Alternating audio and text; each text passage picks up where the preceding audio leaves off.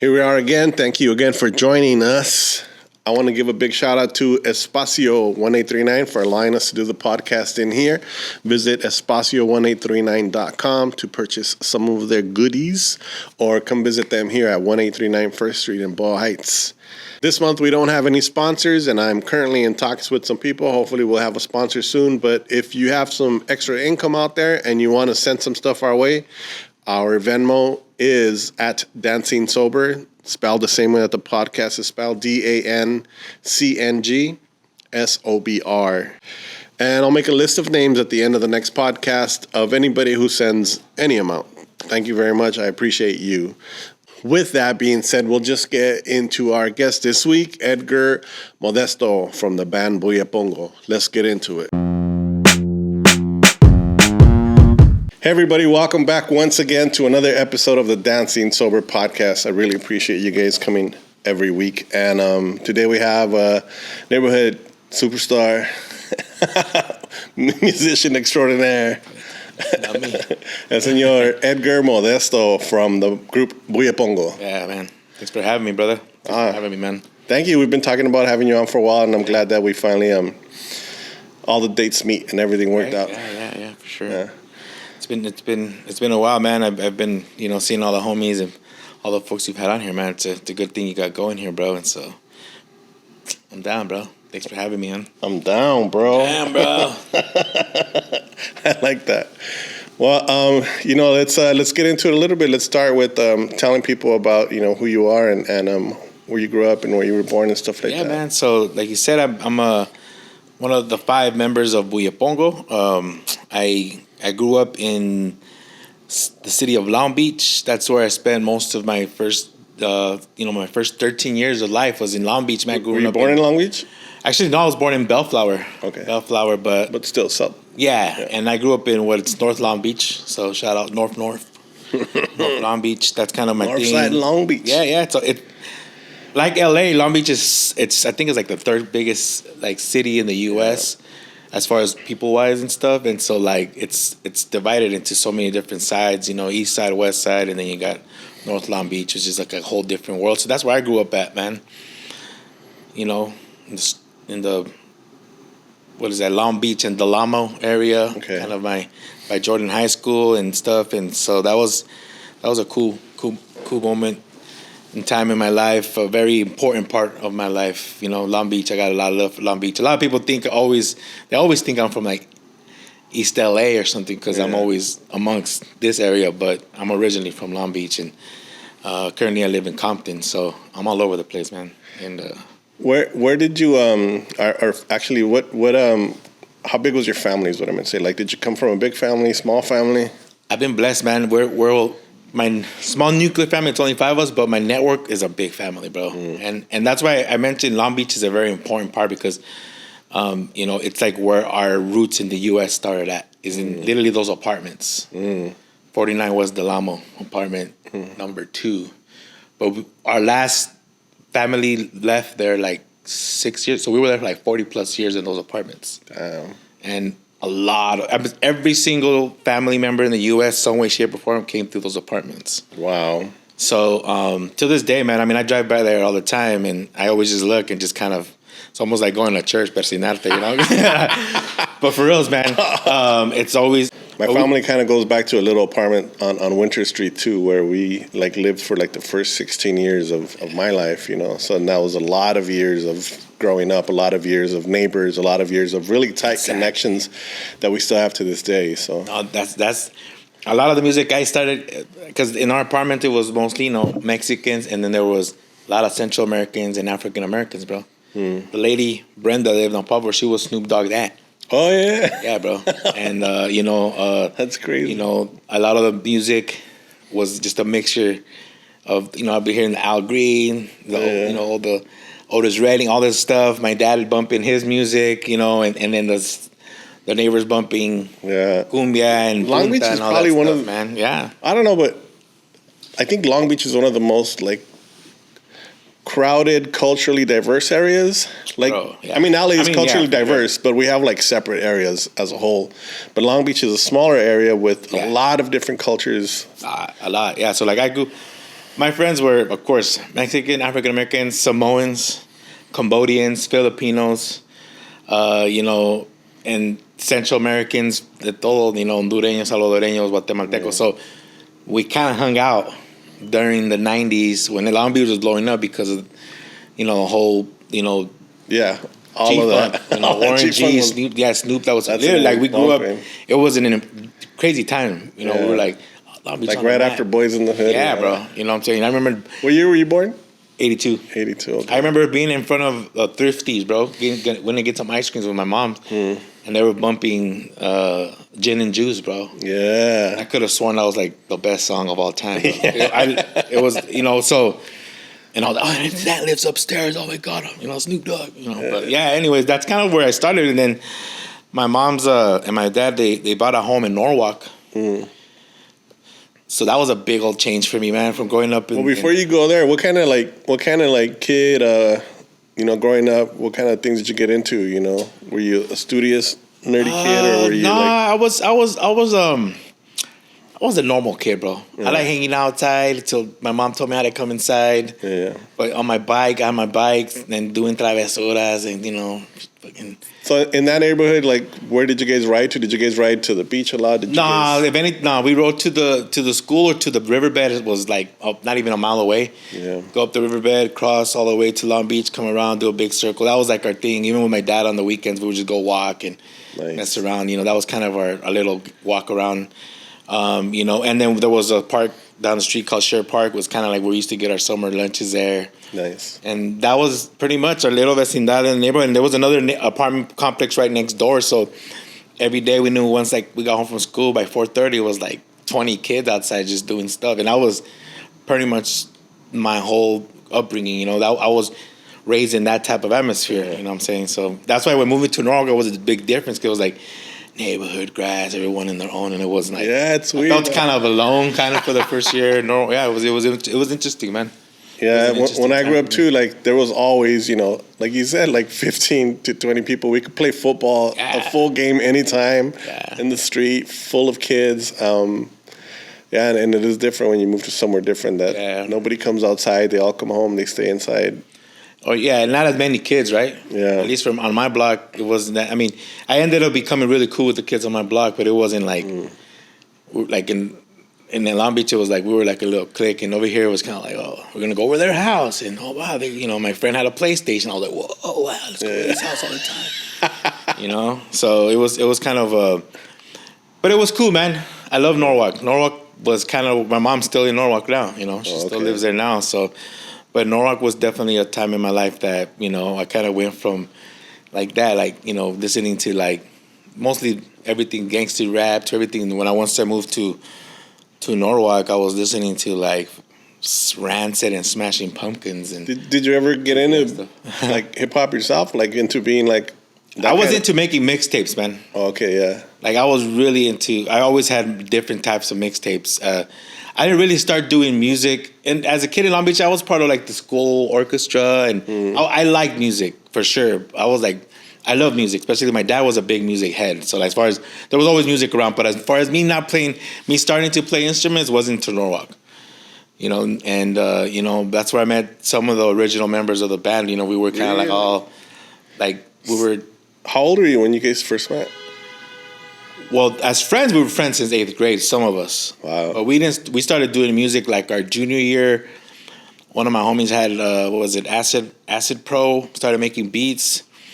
And he was really into, he's still around, man. He's still a pretty busy musician to this day. But, he was kind of a shout out to Josh. He plays with this cool collective here called Neighborhood Orchestra. Okay. And but yeah, he was kind of doing his thing. I started meeting other guys, and we just started kind of just vibing off of that. And it was really about records, sampling, and beats, and punk rock.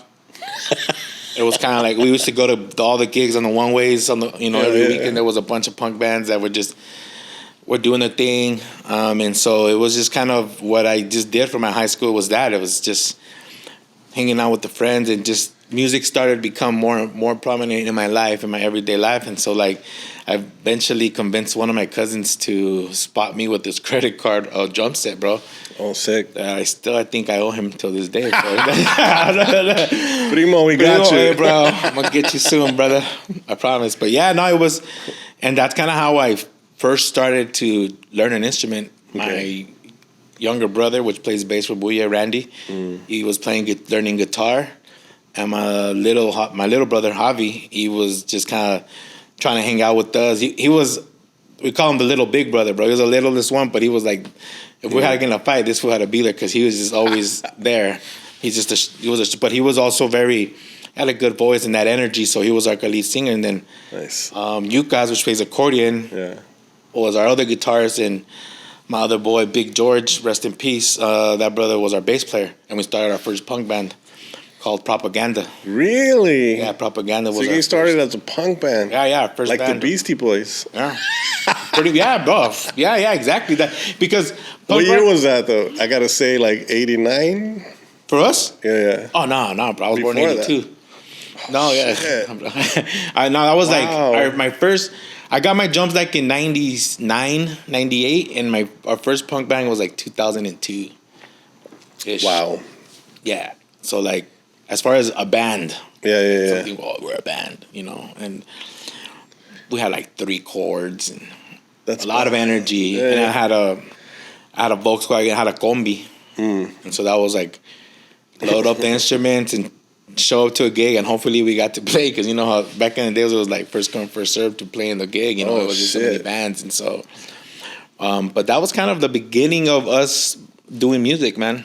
And well, I think that's something that you have always brought, or anytime I see you, or anytime I see Buyepongo, it's like there's always that kind of energy that just lights up the whole place. And it's not just just the music, but it's you guys. I mean, you have this stage presence that's ridiculous. Like it really shines throughout the show when somebody's watching you guys play. And even Yuka, when he gets up there, it's like you guys just shine. There's and I was trying to, as I was like listening to stuff and watching videos and stuff, I was like, trying to like put like my finger on it, if it's the music or if it's you guys, and I think it's a lot of you guys. Yeah, it is a lot of us, man. It's la carrilla, bro. Yeah. A lot of people is like that. Yeah. The banter, bro. Yeah. Because we grew up doing, even we love what we do, and so like, you could. We really treat our music now as professional as we can do if we're going to want to make it per se, but there's still a necessity for that. Hey, ponte las pilas, like, we got to represent, what I'm saying? And so like, we've put in a lot of hours. I mean, that's the beginning, but between then and now, we've done and grown and seen so much that. But in the nitty gritty of it comes down to that hermandad, that brotherhood between us. You know what I'm saying? In that carrilla, bro. Yeah. That love, though, it's a love. It's all love, because even the homies that have come and gone from the band, that we've grown out of each other. As far as one thing is the band, and Buyepongo, it's his own thing, entity. It's not me. It's all of us, and whoever works is gonna self-sustain it. You know what I'm saying? It's like its own. So we respect that. So if you're going to show up you got to show up and represent and respect it. You know what I mean? Yeah. And so a lot of people can hang and a lot of people can't, bro. Yeah. We've lost musicians just because les caímos mal, bro. Yeah. We don't like how we do things. But and we've grown from it, because maybe, we shouldn't be doing all that. But it really comes down to show and prove, man. That's one of the things that Yuka says, man. Show and prove, man. It's like you got to show up and do it. Put in the work and show improvement. So that has got us to where we've gotten, and we've been blessed, and I wouldn't change it. There's things I wish we should have done, but we got really fast to the Buyepongo thing. I still want to explore a little bit about what you guys did before you guys joined. So, but it sounds like from the beginning it was still the core of you guys, but in another band. Yeah. So the core has gone through different changes per se, but Randy, my brother, Yukas, and myself we've been in a band together for 20 plus years, some shape or form. Wow. Buyepongo, the band, has been around since 2006. But between that 2001, 2002 to that era, we met so many folks. You know, so after that we started going to college, some of us, and then that's where I met Bardo. Bardo Martinez, my brother from Chicano Batman. Yeah.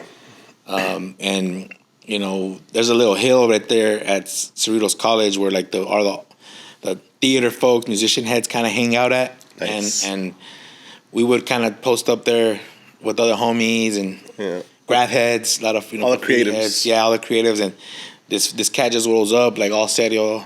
Hey, what's up? You guys in a band? You know, like, yeah, who are you, bro? He's like, I play guitar. We're like, all right, whatever.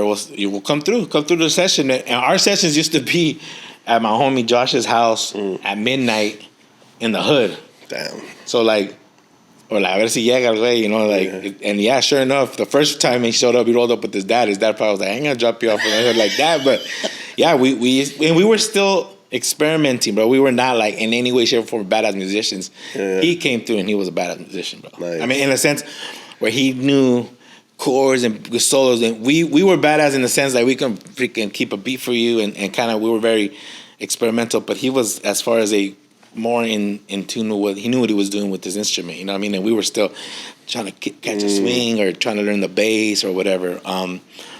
So right away, when somebody like that comes in, like everybody tries to catch up. Everybody tries to, like, you know, everybody. We kind of were like, okay, levels up. Now we can do this. So, and he, and at the same time, I can't speak for him, but I think he also needed what we had too, that rawness. You know what I'm saying? That carrilla. He needed that too, and we ended up doing some amazing stuff, bro. Yeah. Like, we wouldn't be here if it wasn't for those times, right? Yeah. And like right away, I was like, hey, I got this other project, this punk band, bro. You could just solo on it.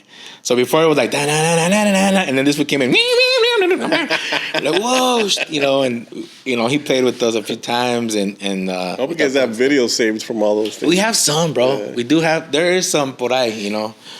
You got to archive it. Yeah, we do, man. Bro. We do. We actually, one of our homegirls from Norwalk, actually, she just randomly DM'd us, hey, I was going through my mom's VHS, and we used to do posadas at the park. Damn. Like with the, you know, because at the same time we were doing music, we've always been into the activism too, bro. Yeah, you know what I'm saying? We were always involved in our community. That's a big part of like how everybody gets to know you guys, because if you've been to any kind of event, protest, or fundraiser in the alley, you know, East Side community, you've definitely seen Buyepongo, sure. Like more than once, because you guys always show up for those. I mean, it's kind of like it's. I mean, we can go on for hours, but like, I was raised that way too. My dad was a union guy his whole life, and he was always like throwing Prop 187, all those against Pete Wilson. My dad would we would make signs and go protest. My dad was in so many my labor strikes, and we grew up in like, you gotta fight for your rights, and so like that was always part of our formula of stuff that we always, you know, had to represent, you know what I'm saying, a certain way. We weren't trying to be fake about it either, you know. So I mean, not to say other stuff is fake. I'm saying that for us, like the punk, it was like our way of also the middle finger. Yeah, it's what you were born out of. Yeah. But also that music that you guys, how did you guys switch from the punk to that? But also, I mean, what I was gonna say is that music also like serves that culture. Yeah. The music that you guys choose to play like is part of what serves that culture. So well, we didn't do it intentionally, bro. It was just kind of we were just, it was in us. It was inspired, like, you know, like it kind of, we were listening. Besides all that, we were music heads, bro. We were listening to so much different stuff that you all learned from listening. Yeah. So I mean, so your school was digging in crates. Yeah, exactly. Bro. Digging in crates. Shout outs to the Loop Pack, bro. Loop Pack was a big part of it too. Like hip hop was a big part because, you know. Wait, what's Loop Pack? Loop Pack is Madlib's first crew. Okay. Back in the days, they dropped one album called The Antidote, but my homie came through with it on tape, and it changed our life because it was like 20-something songs, and it was just like a story, and it was not like any other record, and so we were like, we can do whatever we want with the sound, bro. Doesn't have to be like dun, dun, dun, dun, dun, dun. Like, you know, now, bro, it could be like interludes amongst interludes and sounds and cutting it here, and, you know, and that punk element still too. So that all still has evolved into what we are today, you know. And it's also like it's all DIY culture, so it's like you do whatever you want. All the artists we mess with are kind of like that. Like we've done stuff with. Shout outs to Nico. We've done Nico. I've done some. It's out there. We used to do El Mercado Negro. Was very. We did some. We'll go on the train and have him do some poetry. I'm on the drum on live. Nice. Caliarte has done most of our artwork, and he's punk rock all day. And did they do your logo? Yeah, but a lot of our so the Buye logo, I did it, but everything else as far as artwork, it's been Alfonso. You know what I'm saying? Oh, that's cool. And, it's kind of still part of that element. And so when we were kind of putting everything together and going from the garage days to getting gigs at the college, we kind of evolved. We got into like Fela Kuti and stuff too. We started another band called Yelot Sound System. I don't even know where we got the word Yelot. We kind of like made it up. I was going to say, what is it? Elote or something, bro. And then we just added the sound system. On the way, we came up with that name from a gig we're at a college. And we were going to do like an interview at KPFK. And we're like, we don't have a name for a band. And we're like, what about we call yourselves Yellow Sound System? We're like, all right, fuck it, let's go with that. And that went on for a minute. That was actually a couple years. But we got more and more into learning kind of record a little bit. The band was evolving. And then that's when we kind of broke up for a bit. And I was in like 30 bands, just getting my chops up. And I don't know, you guys broke up for a bit. Well, Yelot Sound System. Oh, Yelot, I'm sorry. That band.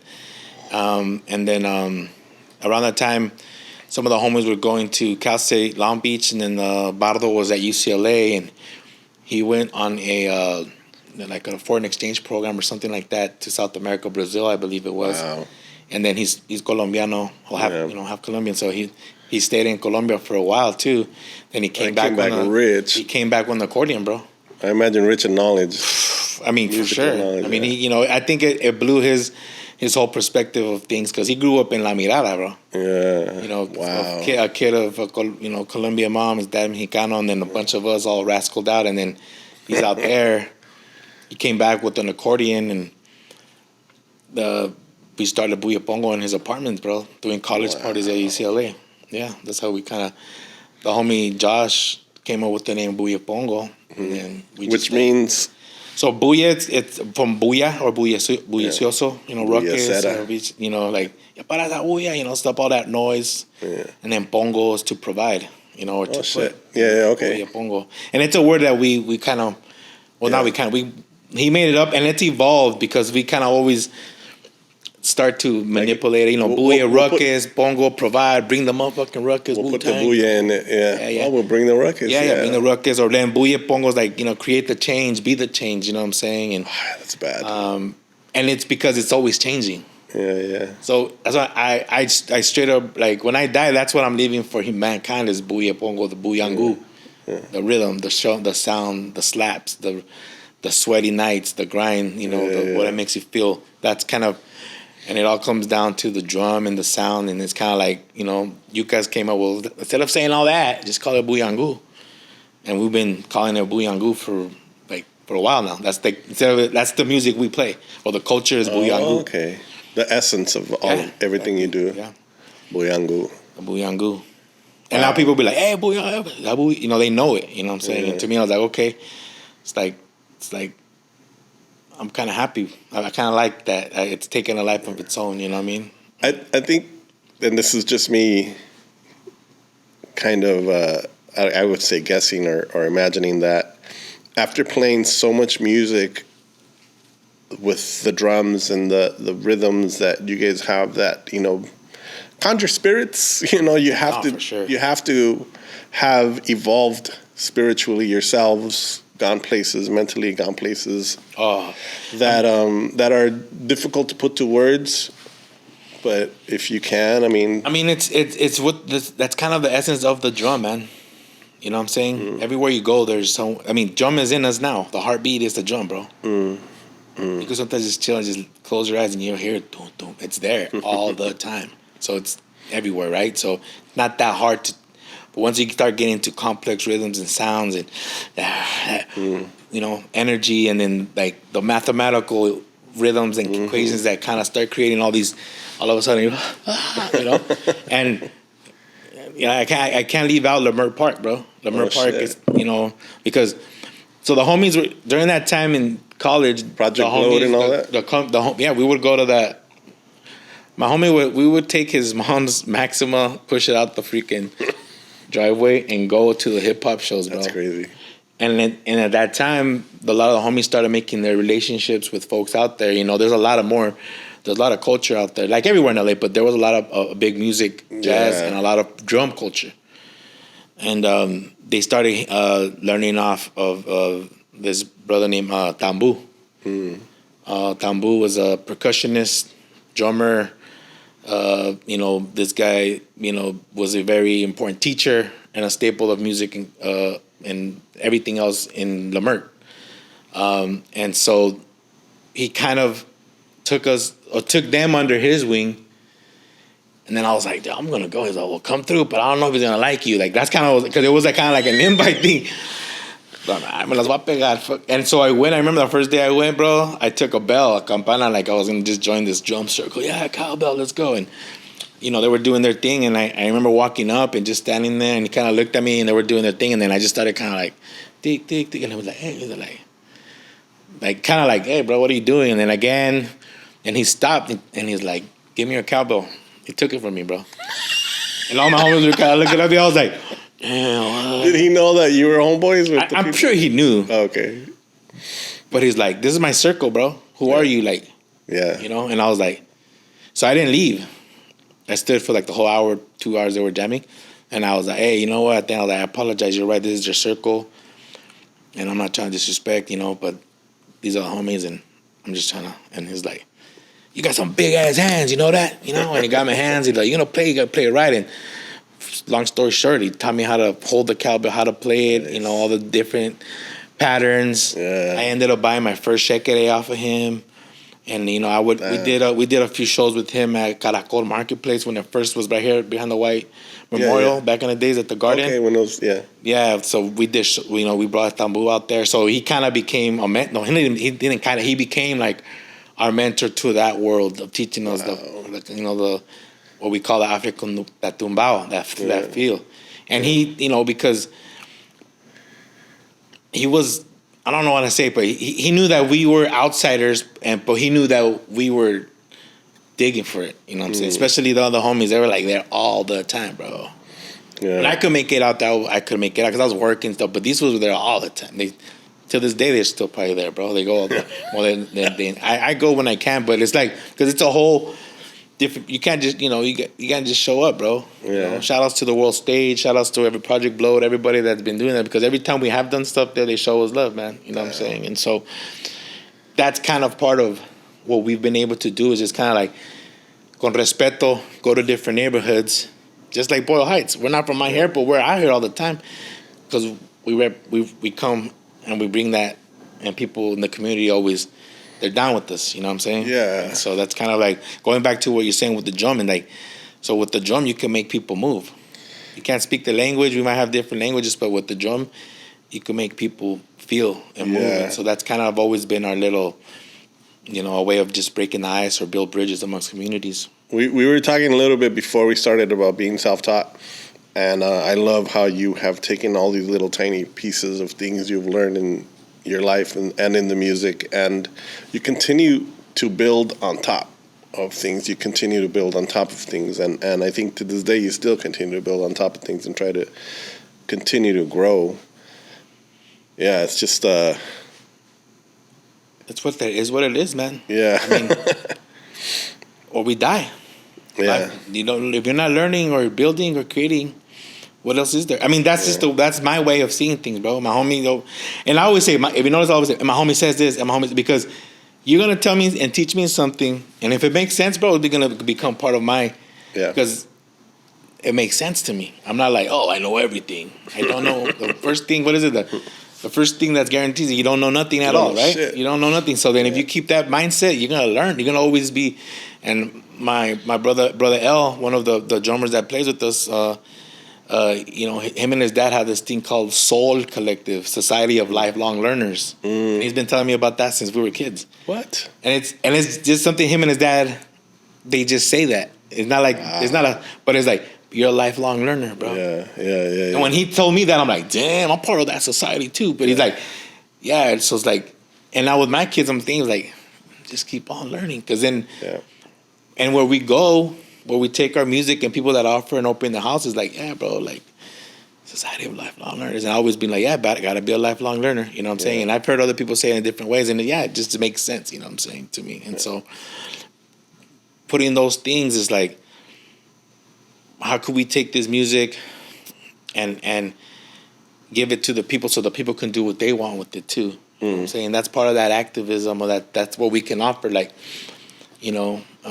that's what I give to you guys. Yeah. You know? And so what you want to use it for, pues vamos. Si quieres bailar, baila. Yeah, baila, protest, you know, what is it? We used to always say, like, shake your hips and pump the fist, you know what I'm saying? Yeah. It's like, and it's just kind of what, like I said, it's just kind of like what has become part of what Buyepongo is, man. And, you know. And you guys have also evolved, like, as far as stages you guys have played on, right? Yeah. I mean, you guys have played on, you know, you started in backyards, like you were saying, just hitting up whatever. Yeah. And then eventually you guys have played some pretty big stages, right? You want to share with us some of your, like, favorite moments or stages? I mean, yeah, we started playing, like I said, the streets, then, you know, the classic spots here in LA, you know, and toured throughout the U.S., Northwest, Southwest, East Coast, Midwest. And a big moment for us, or a big thing that we were able to, you know, and I take people, I always tell the guys, no matter if we're playing for a show for 15 people or 15,000, it's like, each show is its own thing, man. It's like, and I'm not trying to be like cheesy about it. It's like, people know, I'll give my heart out wherever I go. I don't think your music allows you to be lazy about it. Yeah, exactly, bro. Yeah. You have to, like, stay, even you can't even listen to it lazily. Yeah. Even if you're a listener, you're motivated to push it. Yeah, bro. And that's a good way. That's a good way of seeing it, man, because it is like the audience is always the other half of what we're doing. And that's ceremonial, man. Yeah. Like, really, like the rhythms that we play, like, you know, people always be like Buyepongo, they always relate it to cumbia, because it's like the first thing we start. You know, cumbia is it's a part of us, but not the only part. But cumbia is that, you know what I'm saying, is that marriage between the drum and the dance, you know, and they're like, you know, and if you listen to most music, especially music that comes from Africa, that relationship's always there, bro. And that's what we can't take that. Like, our music is roots is African and indigenous and West Coast tropical, you know, we like to say. It's like a whole mix. And amongst that, you got everything else that we have, right? And so, you know, we've been able to take that flavor, and in 2017 we became cultural diplomats for the U.S. State Department. What? Yeah. Nice. So there's this program called American Music Abroad that a homie just be like, hey, you guys should try to check this out. We first applied for it like in 2015, and then they call us back. And we're like, we were like last minute application. I was like, kind of like how we'd always do it, like that. But we weren't ready then, bro. We weren't ready then. Now that we are part of that program and we're you know, alumni and we've done other programs, we weren't ready then.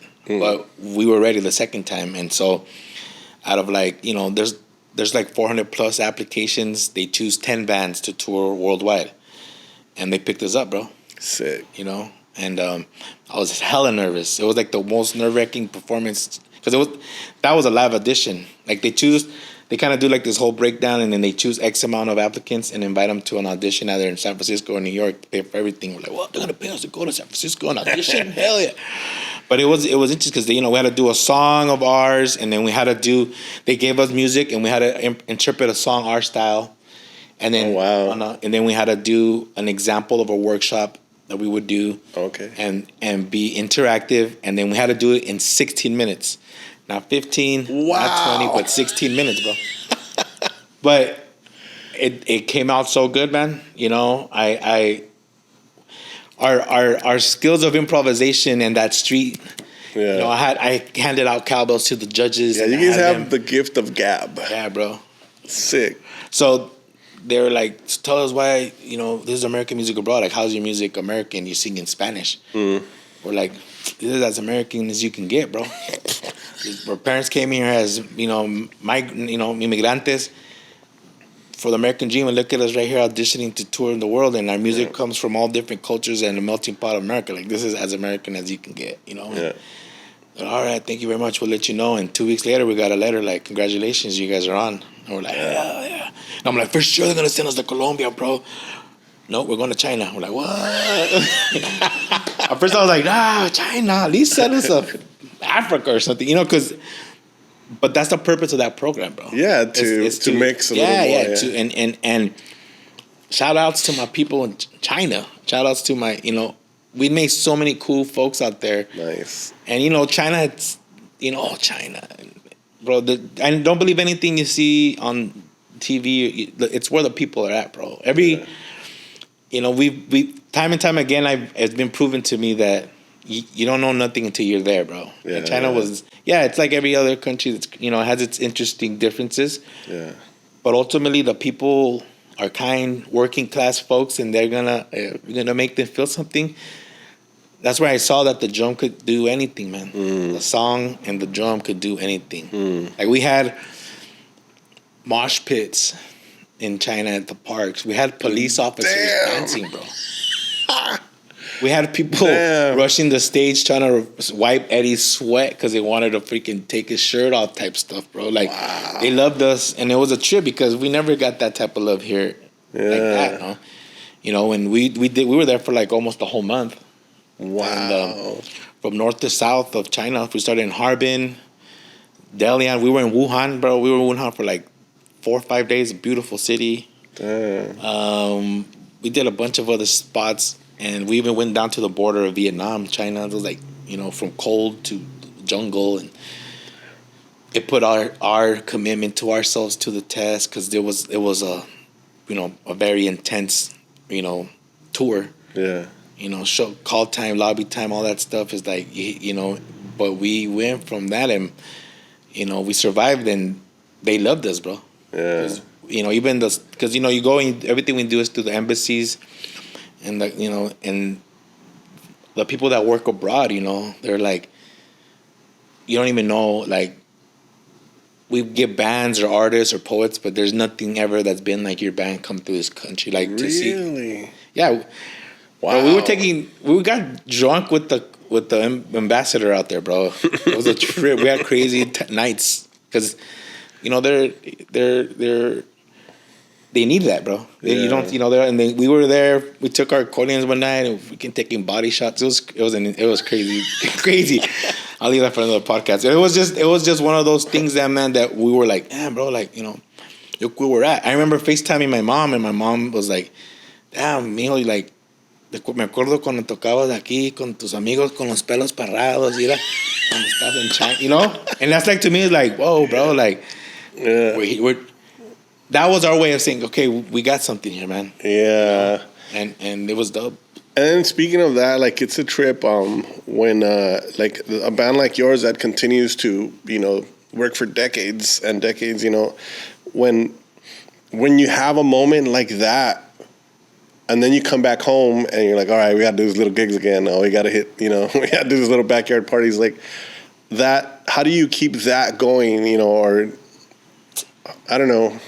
How's that experience? It's kind of we never let things get to our head, bro. We're not a band that we're gonna be like starred. We're not even. That's not my thing. Is always like, am I bringing the best show wherever and so just enjoy. Can I battle anybody? Like mine still is like my music's still the best, bro. Yeah, it don't matter, and I'm not trying to be like I can't play you no more. Like we're accessible. I always tell people, we're still accessible, man. Like we ain't trying to do shows for free. I mean, I'm not trying to be all fake about it either. Like this is our livelihood, right? But of course, we were able to see that and bring that back here and give that same energy to our folks. Because there's still a lot of folks within our communities that need that type of feeling. You know what I'm saying? And it's not always about like. Yeah, ticket sales are key for some people, but it's not what it's all about. You know what I'm saying? And so we did We did like 2 more tours after that. Like they, usually you have to wait right away. We got another tour. We went to Azerbaijan the next year. Where's that? That's what I said. Azerbaijan? Azerbaijan. I'm Africa? Azerbaijan. No, Azerbaijan is the last country of East. So it's part of the European Union, but it's Turkey, Armenia, and okay. then it's Azerbaijan. Got it. And to the north is Russia, and to the south is Syria. Yeah. And the thing is the Baltic Sea's on their back. Okay. And it's like Turkmenistan, all these crazy, All the stands are up above that. Yeah, all of this, yeah. And then rich in culture, bro. Another experience, like what, like I remember when they said Azerbaijan, like I've never heard of this country. Yeah. But we went, sold out shows every night, and same thing, we got to really do a great culture exchange with the folks out there. And, their music is very well their culture is really, it's being conserved well.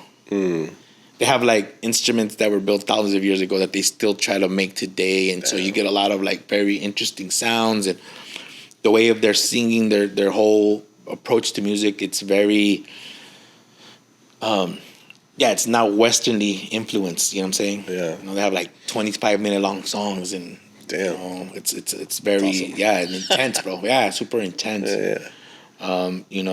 And I recently saw a YouTube thing about how like we're all stuck at like believing that there's a certain way that you have to play music because that's what we were taught, but that you should actually like break away from what we are taught and look at other cultures. I battle that all the time, bro. As my own personal self, I'm like, do I measure up to certain standards, bro? Yeah. And that's something that I'm really trying to, and it's not like I suffer from it, but it's like, like it's X amount of time, and and then the chords come in at this point, and it's these many bars. It's like, nah, bro. And that's why I appreciate there's artists that really don't go. Yeah, it's still hip hop or still this, but you can see how they're like, they hit a different switch, and you're like, what the fuck? Yeah, bro. Yeah, I love that. Yeah.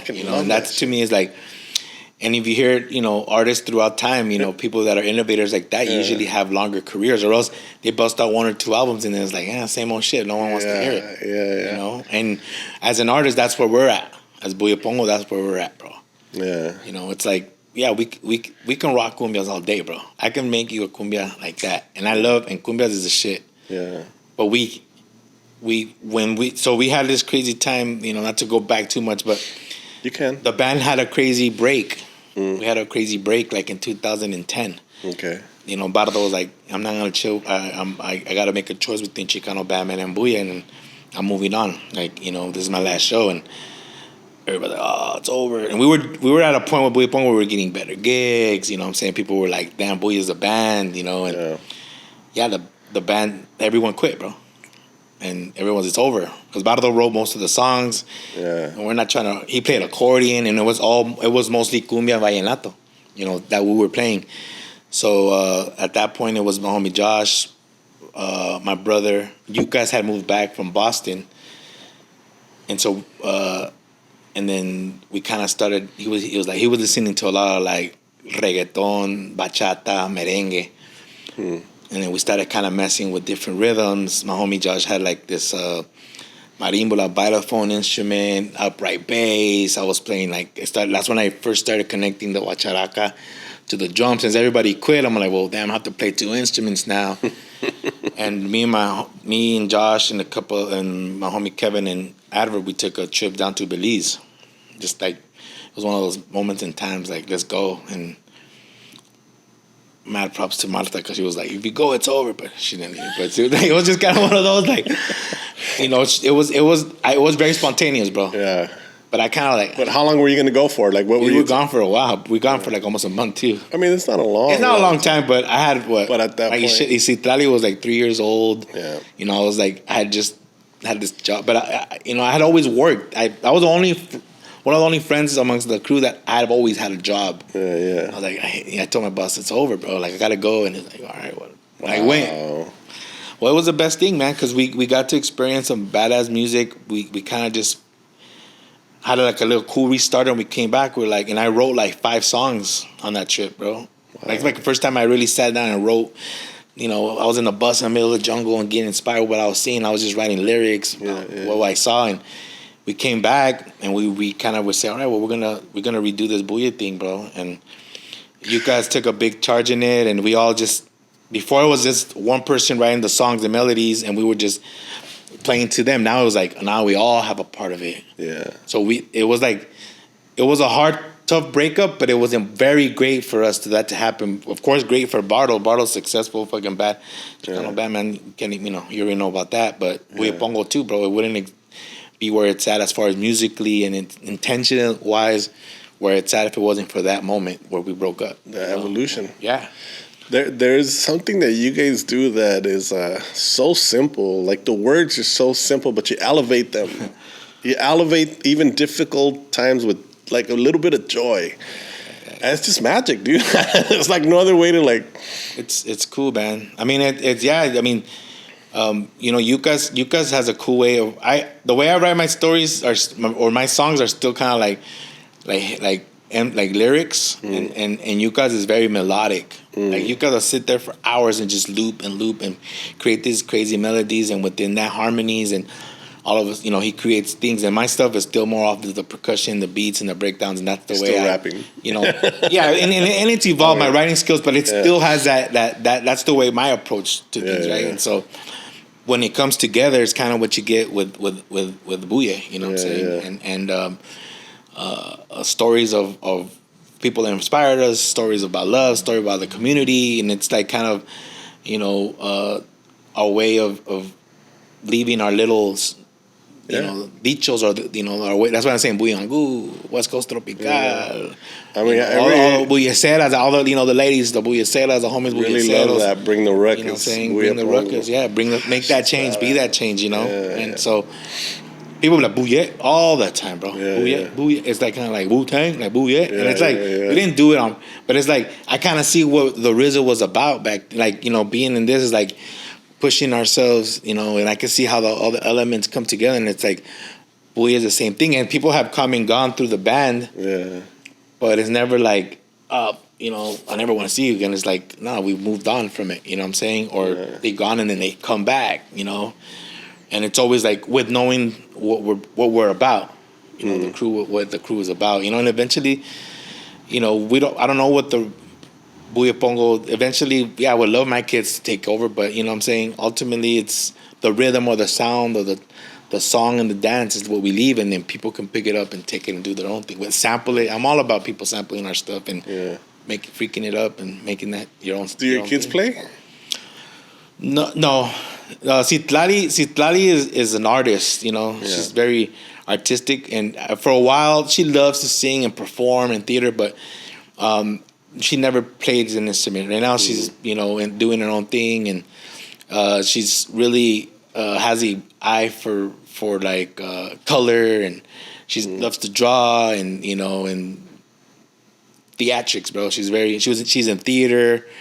And all that. So, but as far as playing, my two little ones, they do, I have my instruments always around. Yeah. They jam out. But one thing is, like, I don't want to, like, force them, you know what I'm saying? Yeah. I'll sit there and we'll write songs and love it. I'll take them to the studio and they're with me. Sometimes, I mean, I was that kind of parent, too, that was like, let the kid do whatever they want. But sometimes I'm like, damn, I wish I had just, like, cracked the whip, Hey, it's man, like, that's just kind of like, there's no right way. I'm not against it either. There's man. No right there's way. Because there's some great people that come out of that too, man. It's just me as far as a person that I am, you know what I'm saying? I don't know how to be that way. Exactly. Because I wasn't that way, bro. I wasn't, mine came out very freaking naturally, And I could see my kids they're rhythmically in tune for sure. They love to dance, but like they're all artists. In their own way, and I let them I'm letting them do it, but I always bring them around so that if it does spark something, let's go. You know what I'm saying? And so, I mean, my two little ones, 2 and 4, bro. Yeah, they're little. They're still little. Lali, she's doing her own thing, But the 2 little ones, we'll see.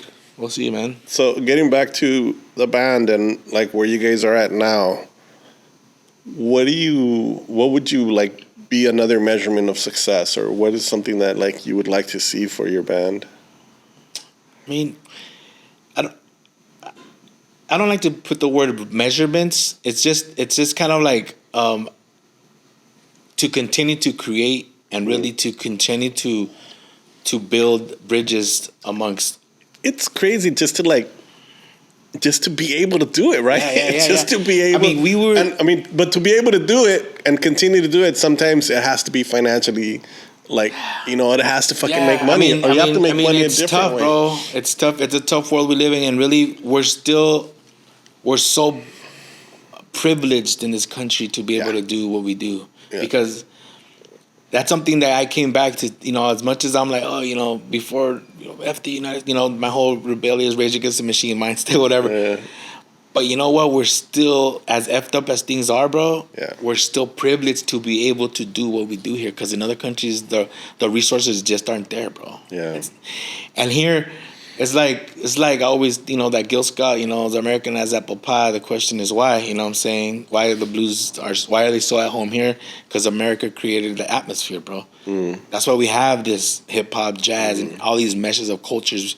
Because of all that ugliness, beautiful came out, right? So that's why I say West Coast tropical, bro. Because we grew up with that West Coast. West Coast does things different than anywhere else in this country. But there's a whole movement within what we're doing with our sound that we all grew up playing in people's back. Every band that you know that are coming from LA, one way, shape, or form, we kind of like intermeshed with each other.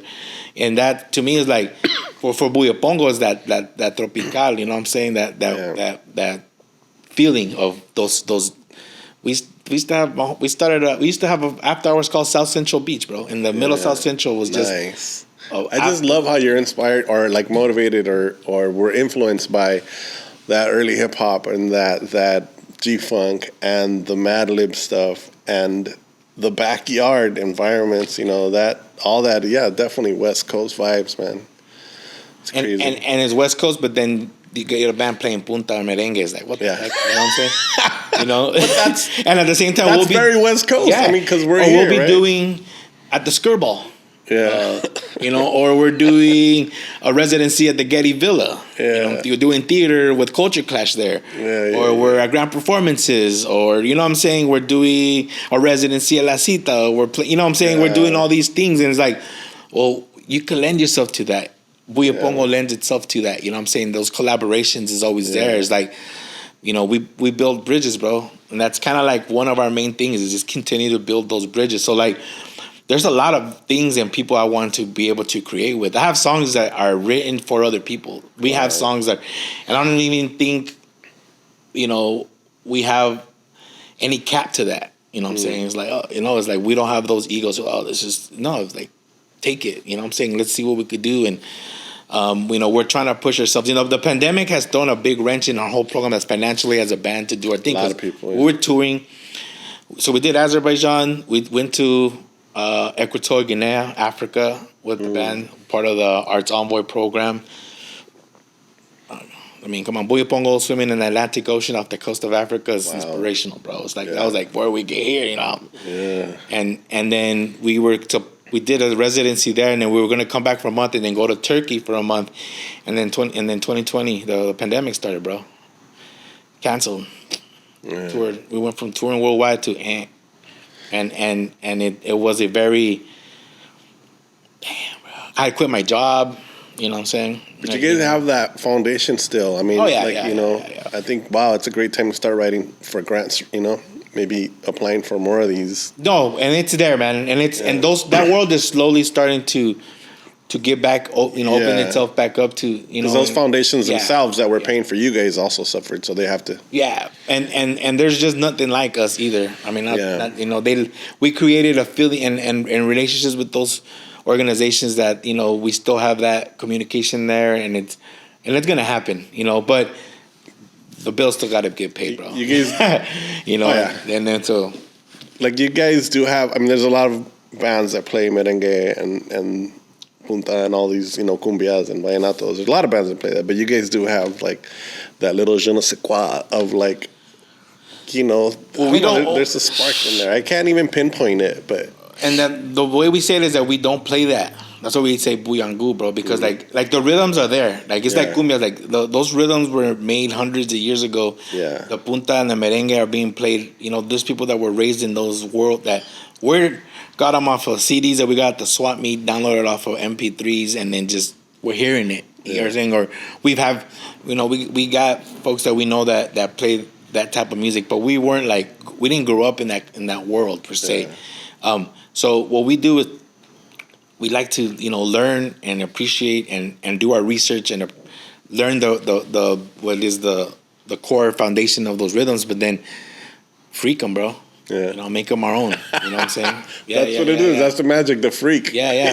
That's a really how can we freak it? You know what I'm saying? And keep on pushing the envelope to do whatever we want with our sound. You know, not limit it to just it's this punta, this is this. And it's like, nah, bro. Like it can go from a punta to a cumbia to a jazz breakdown, and then all of a sudden there's this crazy outro. You know what I'm saying? And the new stuff we got right now, it's, you know, the pandemic put a crazy. But instead of us rehearsing or getting together for these tours, we were just in the studio, just rewriting and just refocusing what we're doing ourselves as individual musicians and lyricists and composers to write and do new things. And so, like, I'm really proud of what we've been doing as far as in the studio for ourselves, and that doing God's work through that, bro. For lack of a better word, you know what I'm saying? But that's what I always say. Like, these things, these ideas that flow through us, it's from the universe. You know what I'm saying? The great mystery flowing through us, coming into this music that we're making, right? And so that's why when they could, like, what's next for us? I'm like, bro, just we're happy with what we're doing, and when we drop it, you're gonna know where we're at. You know what I'm saying? And people are gonna appreciate that as a way, and I think people are gonna see the growth of what us as musicians, as individuals, as fathers, as sons, as husbands. So does that mean there's a new album? Yeah, there's a new. So we're actually gonna be dropping a new single next month. Nice. And then we got a few more releases this year leading up to an album. We got at least 2 albums, and we've been saying that, bro. You heard it here first. You know, we've been saying that for a long time, bro. We do have so much, but this whole last 2-3 years was just a crazy time for us, bro. Like, what are you gonna survive? Blah, blah, blah, blah. You know, the world's gonna end. You know, there's no toilet paper. What are we gonna do? You know, I was only with kids, and I was just like I can't. You know, I gotta be at home. Like, what's going on? But we all got our own home studios, and we kept doing our thing. And then so when we got back, we were like, hell yeah, we didn't die off. If anything, we had another little moment in time. Sharpened your knives. Sharpened ourselves up. Yeah, man. So I'm excited to what we got going on, bro. Honestly, like, all of this, like, these words that you're saying, even all this, like, feeds me. Kind of like when I see you guys or listen to your music, it's like you're always giving too. Like, I've said this to other people here that are in that seat, but you are one of those performers that give so much to the audience. And so, like, even just being here, like, I feel like you're giving so much, and giving so much hopefully to the audience too here. It's just like, we're just grateful for it, you know, and it's fucking cool that you guys continue to do this, and looking forward to that new music. Yeah. I mean, it's really what I get from to be able to do what I do, bro. It's literally has saved me, bro, as a person, as a human, you know, through everything that I've gone through in my life, and, you know, dark times and all that. Like, music was always a consistent part of it. Yeah. You know, and so to be able to perform, to be able to take the music that started from a garage to the world, it's like, bro, how can I be complaining about it? Yeah. You know, and you know, and not to be that, you know, it's tough, don't get me wrong, but I'm like, I reflect back and I start thinking, I'm like, damn, we done that? Damn, we did that? Yeah. And I still feel like we got rehearsal tonight, bro. It's like, oh, here we go again, you know. And it's like, it's the same old routine, and it's just kind of like we don't ever stop, you know. It's another example of the, like, just do your art. Yeah. Just do your art and things will happen. Exactly. So the fact that you guys, like, during the pandemic started, you know, stayed working, stayed creating, stayed making. Nobody was listening to you. There was no audiences. There was no people dancing. But that was a good memeasurement for bands, bro. Because it was like your ego is driven by, like, oh yeah, shows. Look where I'm at. Look, I'm playing it, and it's like, we don't have shows. Oh, it's over. For you first. Yeah, bro. So what is it really about? And that was a real question that I had for us. Like, we asked ourselves that question, bro. Yeah. We went months without seeing, 8-9 months without seeing from every day being in our faces to nothing. Yeah. You know, touring and to this is like, yeah, it's changed, and we see the difference, but it's like we value it. You know what I'm saying? And to be able to do it, and for our people to always respond to us, it's like, damn, thank you. Like, you don't even know, like, it's Buya's only half of it's on stage, the other half is you guys, you know what I'm saying? And when we sing a song and you hear the audience know the song, and you know, you hear them singing back, bro, like, I'll get goosebumps every single time. And to me, I was like, yeah, man, that feeds that little kid that was, you know, starting out, like, you know, trying to learn his instrument, like, and so when people ask me, like, oh, what do you advise them? Like, you said it, bro. It's like, it's just keep going, bro. Yeah. Little gains, little.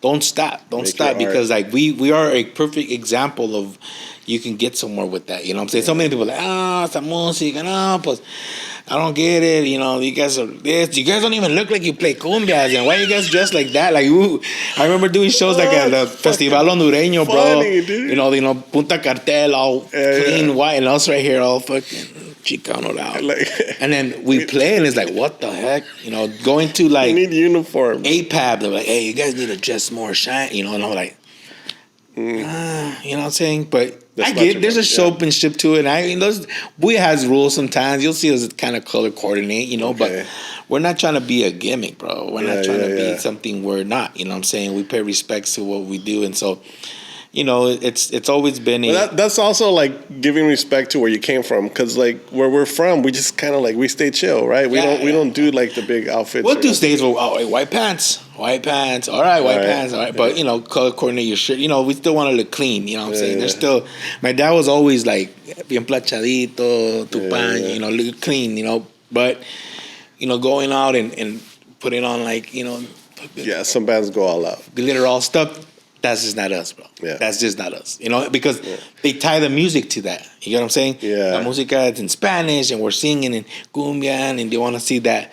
But it's not. It's like, and not to hate on it either, because like I love to see it. No, I love to look at it, but I can't put it on. That's not that. You know, to them, you know, if you think about it, like, you know, these bands that were try to break these barriers are coming out and playing in audiences that have never seen. It is a show, and we are a show too. But it's kind of like our show is our music. You know what I'm saying? Our show is our experience, that music, and we curate our sets to where we're gonna be at. We're not just like, all right, here we go, do the same old set. Nah, bro, it's like, all right, where we at? Boom, boom. Let's curate our set a certain way. You know what I'm saying? Break it down like this, and boom, have its levels. And we envision a performance. We envision that experience with our audience.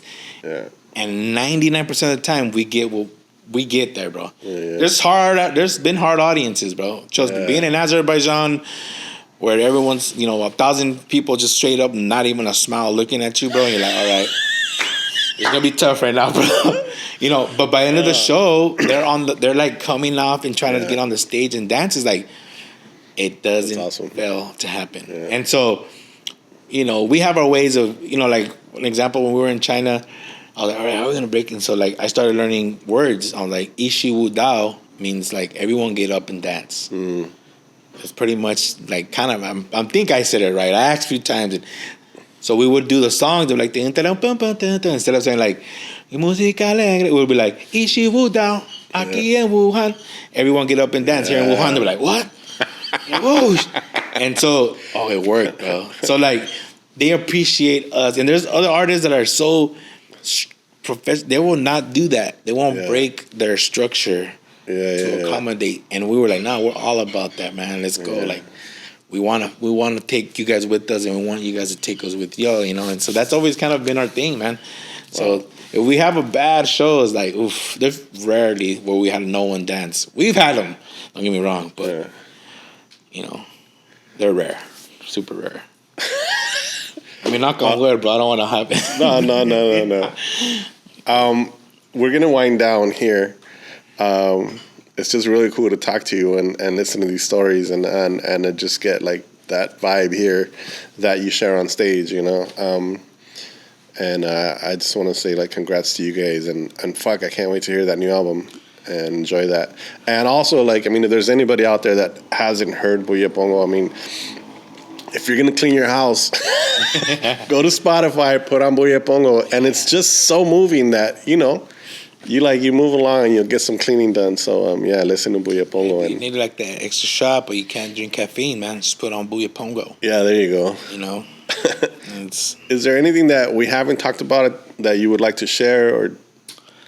No, man. I mean, nothing. I mean, this is a great conversation, man. It's just kind of cool to sit back and reflect and just kind of like I said, like, oh, wow, we did this, you know, and we did you that. know, make sure to support your artists, man. Yeah. You know, just like Booyah, there's support living artists, support podcasts, support, because this is important for the world to keep on being creative. You know what I'm saying? It's such a crazy time we live in, and we're so used to like quick. You know, what do they call it? Like satisfaction, instant gratification, right? And then that there's people that still take their time to make it. You know what I'm saying? And so like, you know, taking anything away from what we're talking about, like, you know, this is a perfect podcast to showcases it. The bands like us, make sure you follow them and support. Same thing with like the space that we're in, Espacio, the artists, the vendors. You know, you and I see each other all the time here at Caminarte, and it's like this has been going on, man. And we got to continue for it to go and exist. And so, you know, that's my 2 cents to what this is all wraps up into, is this community, man, and this little community in this little neck of the world for the world. You know what I'm saying? And just keep on doing you, lifelong learners, man. Continue creating. Yeah, lifelong learners. Continue doing I love it. that. Is there a website? Yeah, buyepongo.com. Our best way to support us is our Bandcamp. Buyepongo.bandcamp.com, social media at Buyepongo, on everything like that. Like I said, February 10th, we got a special. It's actually our first ever cover. Yeah, it's a cover, but it's Booyah style. Okay. It's a good song, man. It's a classic. Nice. Me and my brother daydreamed about that. They covering that song since we were kids. Nice. Well, we would always. When we were down, hey, imagine we made this into a punk song or something, but it ended up being what we did it now. But it's a great song, and it's different, and I think people are gonna enjoy it, which is kind of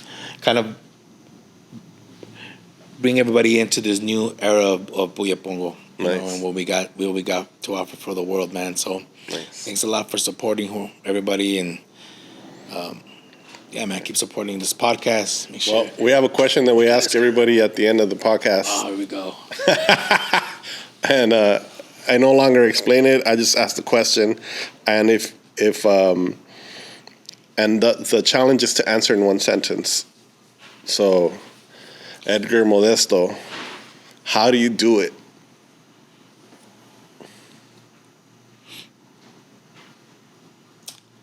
Edgar Modesto, how do you do it?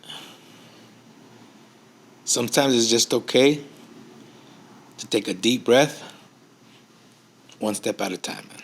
Nice. Thank you so much, bro. It was a real pleasure to have you here today. Thank you, man. And we'll see you guys next week.